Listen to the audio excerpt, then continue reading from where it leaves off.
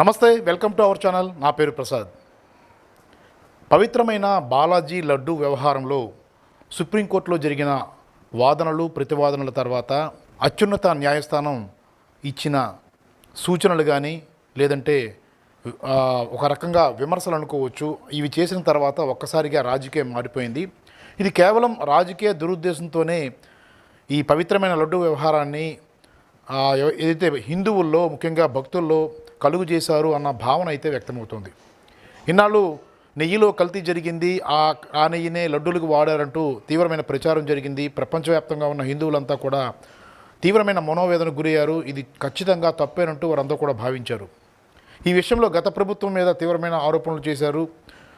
TTD పైన కూడా ఆ ప్రతిష్ట దెబ్బతినే విధంగా చాలామంది మనోభావాలను వ్యక్తం చేసిన పరిస్థితి మనం చూసాం.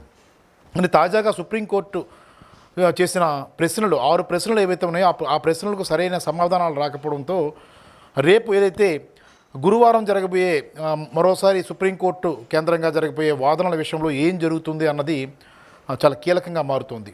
ఎందుకంటే ఇప్పటికే రాష్ట్ర ప్రభుత్వం సిట్ ఏర్పాటు చేసింది. సిట్ విచారణ కూడా ప్రస్తుతం తాత్కాలికంగా ఆపివేసిన పరిస్థితి. ఎందుకంటే సుప్రీంకోర్టు ఏ రకమైన సూచన ఇవ్వబోతోంది, స్వతంత్ర సంస్థతో దర్యాప్తు చేయాలి, విచారణ చేయించాలని నిర్ణయం తీసుకుంటుందా?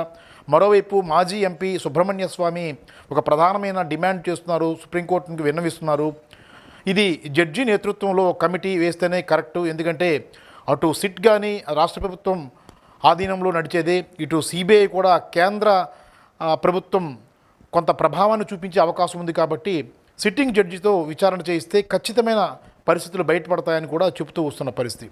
తాజాగా ఎన్డీడీబీ ఇచ్చిన రిపోర్ట్లో కూడా ఎన్డీడీబీ కీలకంగా స్పష్టమైన ప్రకటన చేసింది. ఇది ఒక శాంపిల్ మా వద్దకు వచ్చిన తర్వాత ఆ శాంపిల్ని పరిశీలించి ఒక రిపోర్ట్ మాత్రం ఇచ్చాం, అందులో పూర్తి స్థాయిలో నిజాలు ఉన్నాయని కాదు అని కూడా స్పష్టం చేసేసింది.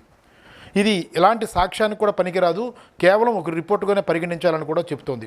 కాబట్టి సెకండ్ ఒపీనియన్ తీసుకోకుండా ప్రభుత్వం ఎందుకు ముందుగానే ప్రకటన చేసింది, ముఖ్యమంత్రి స్థాయిలో ఉన్న వ్యక్తి ఎందుకు ప్రకటన చేశారు, తర్వాత సిట్ విచారణ వేయడం ఏంటి, ఇలాంటి అంశాలు సుప్రీంకోర్టు ధర్మాసనం ముందు చర్చకు వచ్చిన నేపథ్యంలో ఖచ్చితంగా గురువారం అనేది కీలకం కాబోతుంది. ఎలాంటి సూచన చేయబోతోంది అనేది కూడా కీలకం కాబోతుంది. ఇలాంటి పరిణామాలన్నీ చూసిన తర్వాత అనవసరంగా సంయమనం పాటించకుండా ఒక విమర్శ చేస్తే దాన్ని అంటే భూతద్దంలో చూడాల్సిన పరిస్థితులు ఉంటాయి అన్న భావనతోనే ఒక్కసారిగా విమర్శలు చేసి వదిలేశారా అన్న భావన అయితే వ్యక్తమవుతోంది.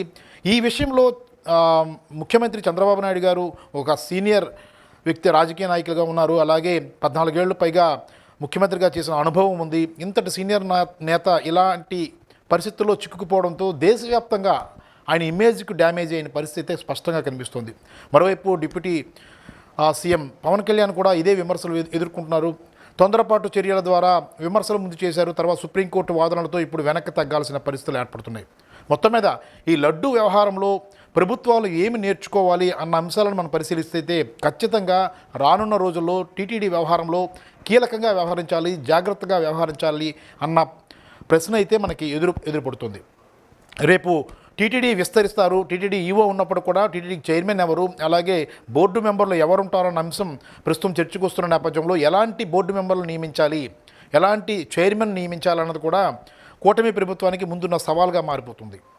అలాగే మరోసారి అధికారంలోకి వచ్చే పరిస్థితిలో జగన్ ఉన్నప్పుడు జగన్ కూడా ఇది ఒక ఎక్స్పీరియన్స్గా తీసుకోవాలి. టీటీడీ వ్యవహారంలో ఎంత కఠినంగా ఉండాలి, ఎలాంటి వ్యక్తులకు బాధ్యతలు అప్పచెప్పాలి, ఎలాంటి వాళ్ళను ఏదైతే టీటీడీ బోర్డు మెంబర్లుగా నియమించాలన్న విషయం కూడా ఇప్పుడు కీలకంగా మారబోతోంది. ఇలాంటి అపప్రద మరోసారి రాకుండా, అంటే ఇది నిజంగా జరిగిందని ఇప్పుడు చెప్పడానికి అయితే కనిపించడం లేదు, ఆధారాలు ఏమీ లేవని సుప్రీంకోర్టు చెబుతోంది. విచారణ కూడా కొనసాగుతున్న నేపథ్యంలో ఇలాంటి అపప్రద ఏదైతే టీటీడీకి రాకుండా ఉండాలంటే కూటమి ప్రభుత్వం కానీ రేపు రాబోయే ప్రభుత్వం కానీ ఖచ్చితంగా ఒక కఠినమైన కార్యాచరణ తీసుకోవాలి.